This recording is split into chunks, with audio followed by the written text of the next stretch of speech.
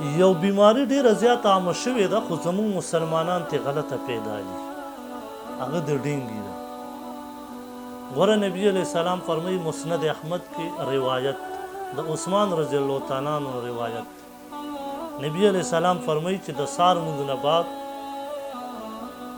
بسم الله الذي لا يضر مع اسمه شيء في الارض ولا في السماء وایي دا به الله پاک دغه ورځ د دغو بیمارو نه د ټولو مصیبتونو الله بچ کوي مونږ څه کړی مونږ د اوومې سپارې ویمسسک الله بضر فلا کاشف له دا آیاتونه مونږ په دروازو لګولي پیمانې ووایو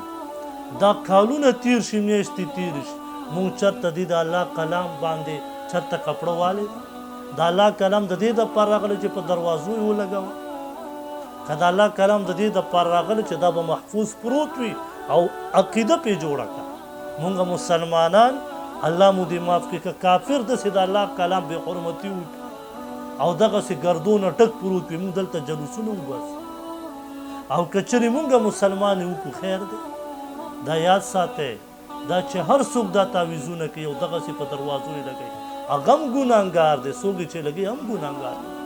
دا د الله کلام بې حرمتي نه ده پکار بلکې دغه دعا وایه چې نبي علیه السلام مونږ ته 1400 کاله مخکې ښودلې مونږ په هغې عمل نه کوو